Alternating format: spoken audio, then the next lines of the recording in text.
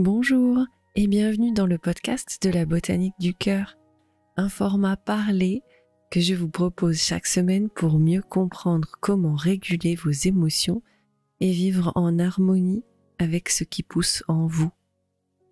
Car pour prendre soin de vous en profondeur, il faut comprendre les problèmes qui peuvent entraver votre apaisement émotionnel. Aujourd'hui, nous allons parler de comment ne plus souffrir de ces émotions. Je suis Julia, votre guide dans ce voyage au cœur de soi. Je suis psychologue et psychothérapeute et vous trouverez sur ma chaîne des outils pratiques avec des méditations et des hypnoses, mais aussi des conseils psy pour prendre soin de vous et de vos émotions avec amour, patience et bienveillance, un peu comme on cultive un jardin.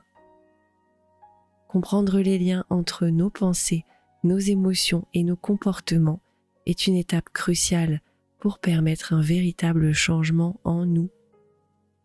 Dans ce format podcast, à travers chaque épisode, je partage avec vous mes réflexions personnelles, mes connaissances thérapeutiques en thérapie cognitivo-comportementale, on appelle ça les TCC, et des outils pratiques de psychologue pour vous aider à cultiver un jardin du cœur riche et épanoui.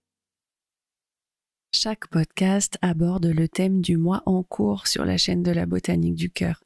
Et en ce moment, au mois de juin, c'est le mois pour apprendre à tailler ses peurs et son anxiété. Alors, si le contenu de ce podcast vous parle, n'hésitez pas à le partager avec ceux qui pourraient en avoir besoin. Votre soutien, que ce soit en partageant ce podcast, en laissant un j'aime, en commentant ou en vous abonnant sur votre plateforme d'écoute préférée, est bien plus qu'un simple clic pour moi. C'est un véritable élan du cœur qui soutient mon travail et m'aide à continuer à partager toutes ces réflexions et ces podcasts avec vous. Alors, si vous ressentez l'envie de soutenir ce podcast, je vous en serai infiniment reconnaissante. On va explorer ensemble comment accueillir nos émotions et comprendre le message qu'elles portent, au lieu de lutter contre elles. Alors, imaginez que vos émotions sont comme des plantes dans un jardin.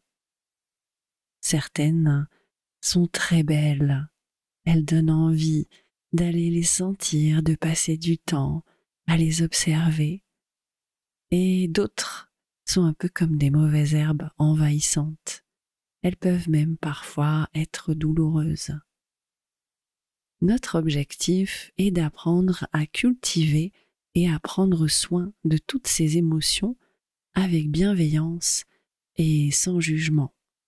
Car vous allez le voir, il y a un grand piège dans la régulation émotionnelle et ce que tout le monde appelle communément essayer de gérer ses émotions.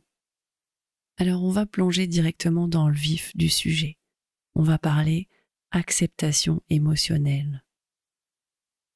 Vous êtes toujours en train d'imaginer que vous êtes comme un jardin et qu'à l'intérieur de vous poussent des plantes.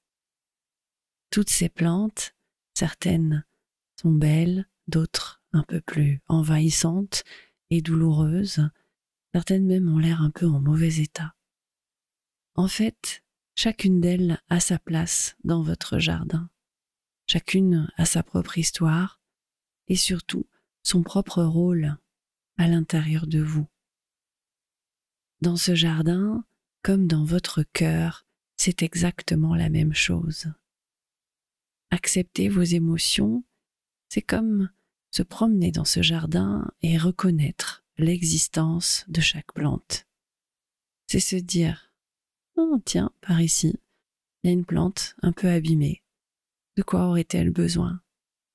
À cause de quoi elle est dans cet état?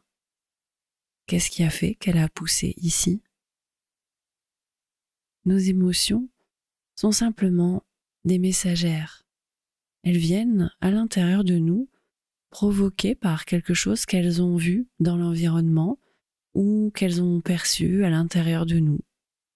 Et ce message qu'elles ont à nous porter est un peu comme un signal d'alarme dans votre voiture qui s'allume pour vous dire que quelque chose ne va pas dans le moteur et qu'il faudrait y faire quelque chose. Lutter pour éteindre ce signal d'alarme ne va pas éviter la panne et encore moins réparer la voiture. Alors parfois, on a très envie d'arracher ces plantes qui poussent en nous et qui nous dérangent, ces émotions qui nous font mal. Mais elles sont là pour une raison. Et si elles nous font mal, c'est bien pour une raison encore plus importante. Elles nous disent quelque chose sur nous, sur notre vécu, sur nos besoins, sur l'environnement. Et si les émotions nous le disaient avec une infinie douceur, il y a de fortes chances qu'on n'écouterait pas. Le fait de comprendre que nos émotions douloureuses le sont pour une très bonne raison, ça va peut-être nous aider à être un peu plus compatissants avec elles et nous guider sur le chemin de l'acceptation. Alors, au lieu d'essayer d'arracher ces émotions, on va apprendre ensemble à les écouter.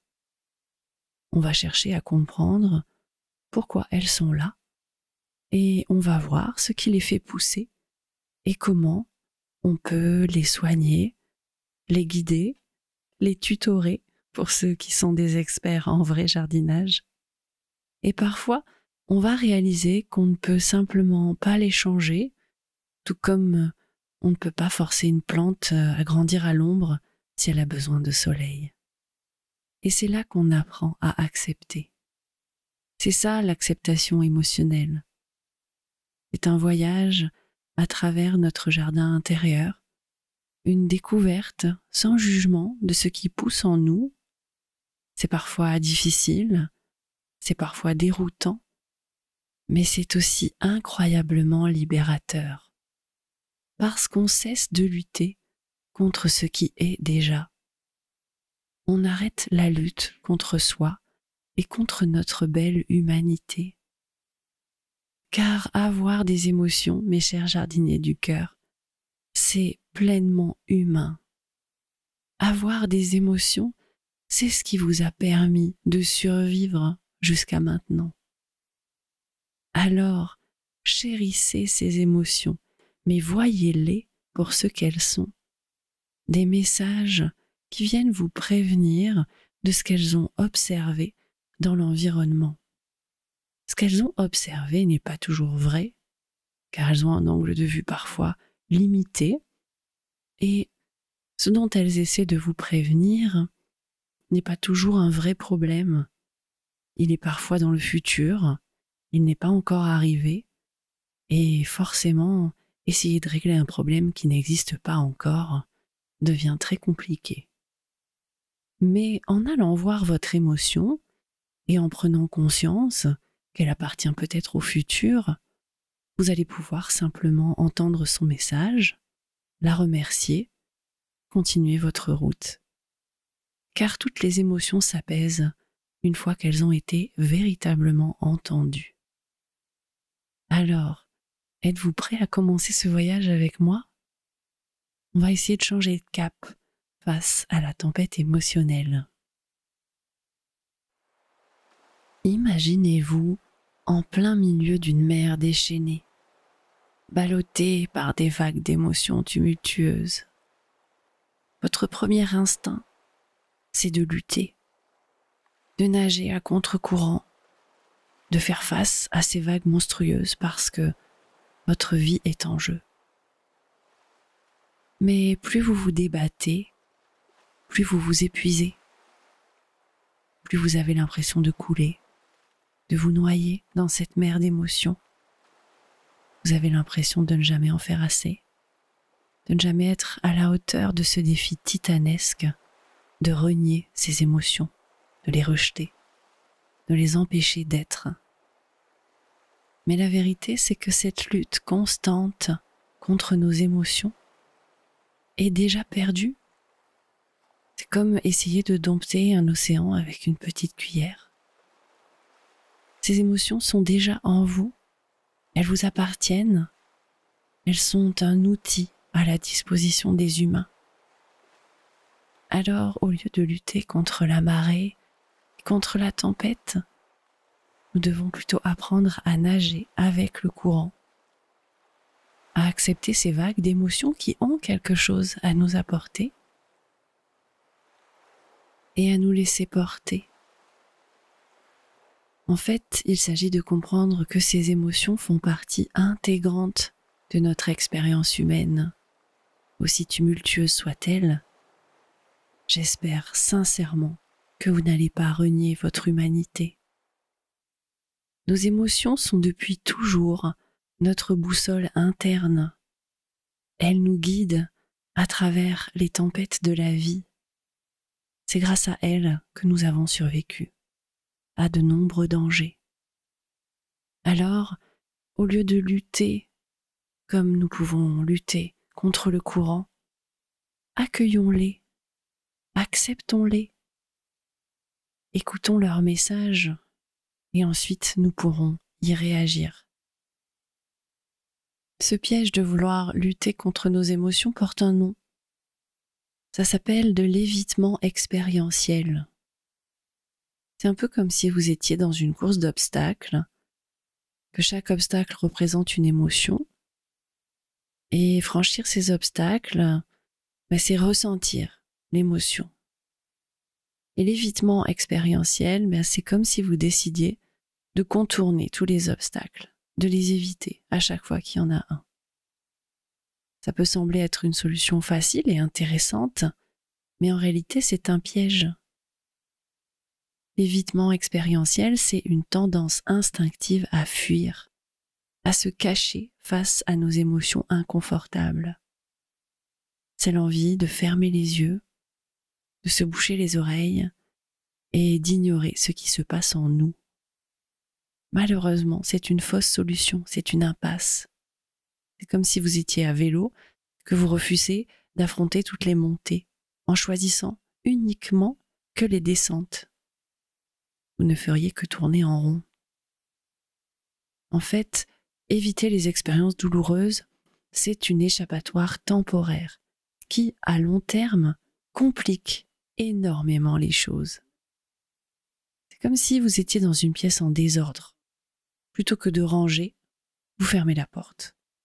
Mais le désordre reste là, il s'accumule. Et un jour, quand vous ouvrez la porte, tout vous tombe dessus. Le véritable défi, le vrai travail, c'est d'accepter nos émotions, même les plus désagréables, et de comprendre qu'elles font partie de notre parcours, de notre cheminement, de nos compétences. En essayant sans cesse d'éviter nos émotions, nous nous enfermons dans un chaos intérieur, comme si on construisait une prison avec nos peurs et nos doutes. Mais en les acceptant, on peut trouver un chemin vers la liberté, un chemin vers la paix intérieure. Alors, est-ce que vous êtes prêt à changer de cap et à apprendre à accepter vos émotions?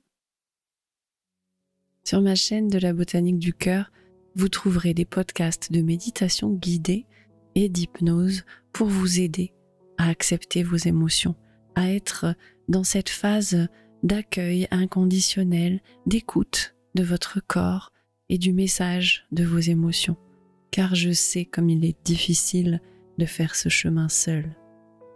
Et si vous avez envie d'aller plus loin, je vous invite à découvrir mes formations en ligne pour cultiver l'apaisement émotionnel, qui sont en lien dans la description.